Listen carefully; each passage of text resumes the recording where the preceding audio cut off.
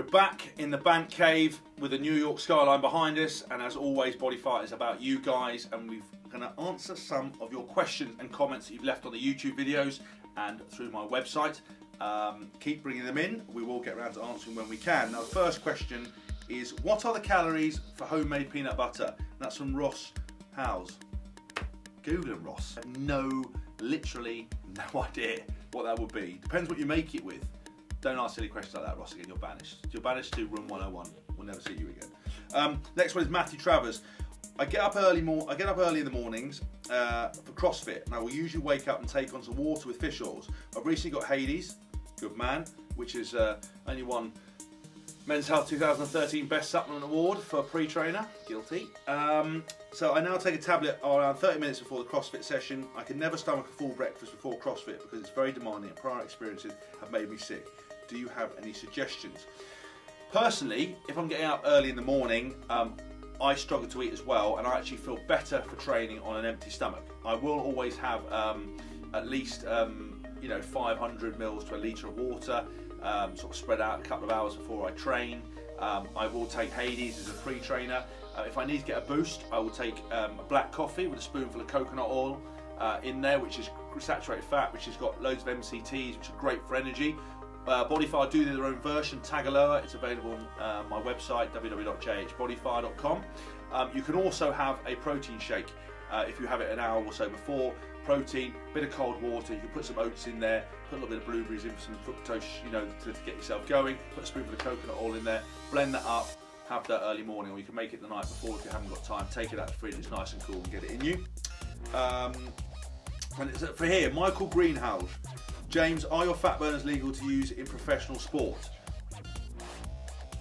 James, are your fat burners legal to use in professional sport? Yes, 100% they are. I take them all the time. They're WADA tested and they're informed sport tested, which means they're perfect for Olympic athletes. Everything that is on the label is what is in the supplement. There's nothing dodgy about it. It's all natural. It's something I put together myself in conjunction with other top nutritionists. So yes, it's good for armed service, it's good for anyone, and as I said, it's won a Men's Health Award, it's won a couple of other awards as well, so it's an exciting product, try it.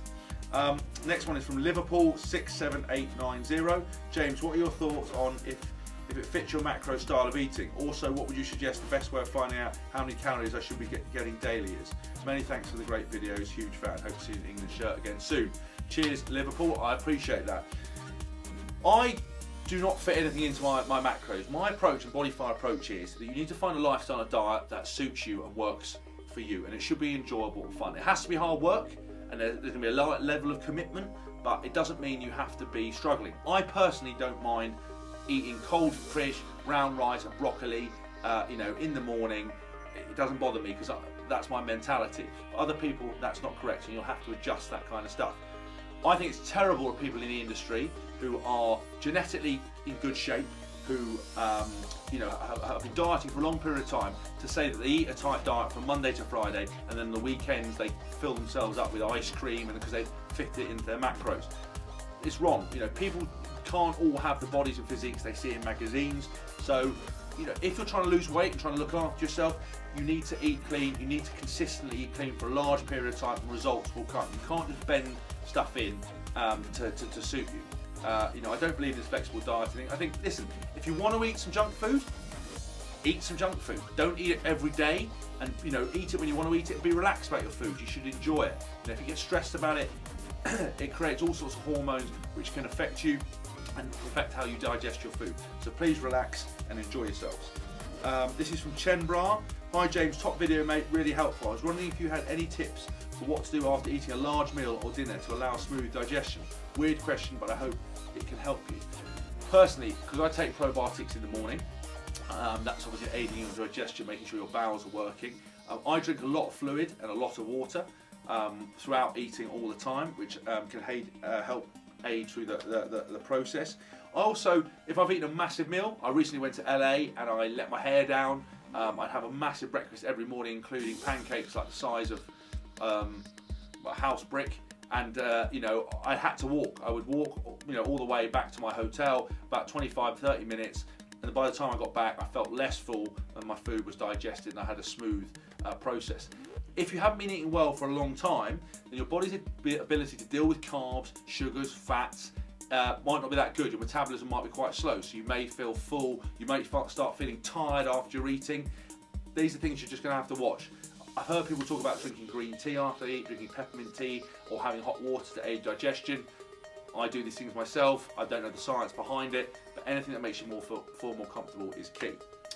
I've got another question here from Liverpool actually. As a man who's clearly very knowledgeable about fitness, nutrition, strength and power training, what would you say is the best way of determining the amount of calories you should be getting in per day to increase the size and strength and macro split? Right, I have just literally launched the Martin Bayfield Challenge, where I'm taking Martin Bayfield, the ex-England rugby player, through a whole fitness nutrition process.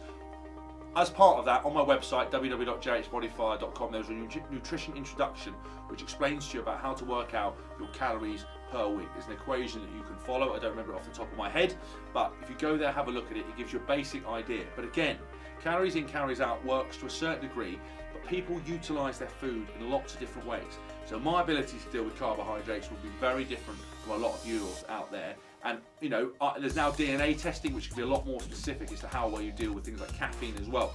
So you have to find a number that you're comfortable with, stick with it for 4 or 5 weeks and monitor. If you lose too much weight, then you're not eating enough. If you're gaining too much weight, you're eating too much. You have to balance that out. But as a simple rule, the majority of your meals, your first key thing has to be your protein, has to be your vegetables, you need some fats in there, and then your carbs sit on top of that. Okay, next question. Ryan Vaughan. I'm always a bit reluctant about having whole milk in my diet. Why would it be a better option to buy it over skimmed or semi-skimmed? People talk about all sorts of milk, whole milk that's got, you know, some of the fats in it, that's got a lot of the vitamins that haven't been processed out of it. I mean, again, it all depends what you're trying to achieve. If you're lactose intolerant, or you're on a specific diet, or you're really fine-tuning what you're trying to do, then those kind of things matter. The majority of us, I don't think it's a massive issue. More important that you get the rest of the food in and you do the training. Last question, Ben Rogers. Nice video, James. Fridge is looking decent too. How many calories are you on at the moment? I think roughly we talked about maybe 6,500 calories with Phil. Learning my nutritionist, we don't really go into that kind of detail. He's just given me a volume of food that I have to eat through the day.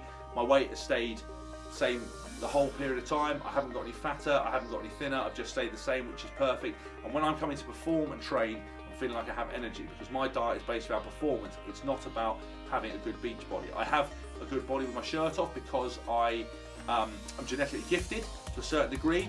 I've always eaten well and I train extremely hard, and that's the way it goes. I hope you enjoyed that video. If you want to ask more questions, and this might pose more questions than it has answers, then please comment in the bottom. Obviously you've got to rate us. I rate myself, as you clearly see. You need to give us a banterous fist bump up if you like us, or a fun police thumbs down if you don't. Please subscribe. Follow us on Twitter @JHBodyFire and @James Haskell. We will be back soon. Ciao.